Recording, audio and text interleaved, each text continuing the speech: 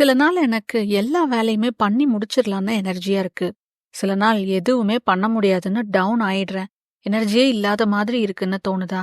Self டிசிப்ளினோட இருக்கணும்னா ஸ்ட்ராங்கான mind தான் தேவைன்னு நிறைய பேர் நினைச்சிட்டு இருக்கோம்.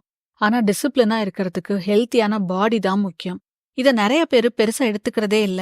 சுவர் இருந்தா தானே சித்திரம் வரைய முடியும்.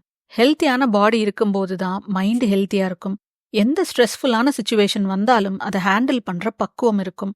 டெய்லி ஏதோ ஒரு பிசிக்கல் ஆக்டிவிட்டி பண்ணும்போது, ஐயோ இது இன்னைக்கு பண்ண மூடே இல்லையே, பண்ணாம விட்டுறலாமா அப்படின்னு நினைக்கும் போது கூட அந்த எக்ஸசைஸை பண்ணி முடிக்கணும். உங்களுக்கு அந்த டே ஃபுல்லா நல்லா இல்லைனாலும் எக்ஸசைஸ் பண்ணி முடிக்கும்போது ஒரு சின்ன வெற்றி, ஒரு சின்ன சந்தோஷம், ஒரு சின்ன பெருமை நமக்கு வரும். அதுவே அந்த நாளை பெட்டரா மாத்திரும். எது வந்தாலும் பாத்துக்கலான்னு ஒரு ஸ்ட்ரென்த் கிடைக்கும். இது சின்ன வெற்றி தான், ஆனா அதோட எஃபெக்ட் ரொம்ப பெருசு. இதை நிறைய பேர் யூஸ் பண்ணிக்கிறதே இல்ல. சும்மா ஒரு நாள் எக்ஸசைஸ் பண்ண மூடே இல்லாதப்போ கஷ்டப்பட்டு அதை பண்ணி பாருங்களேன். செஞ்சு முடிச்சதுக்கு அப்புறம் ஏதோ ஒரு மலையை சாய்ச்சிட்ட மாதிரி ஃபீல் வரும். இப்படி டெய்லி பிராக்டிஸ் பண்ணும்போது நம்ம மென்டல் ஸ்ட்ரென்த் ஜாஸ்தி ஆகிட்டே போகும். டிசிப்ளினா இருக்கிறதுக்கு நம்மளை பத்தின புரிதல் இருக்கணும். இந்த புரிதல் எப்படி வரும்? உள்மனதோட நாம பேசும்போது தான் தெளிவாகும். இந்த கான்வர்சேஷன் தான் மெடிடேஷன் அப்போ நடக்குது. நாம போற வழி சரியா தப்பான்னு நம்ம உள்ளுணர்வு எப்பவுமே சொல்லும்.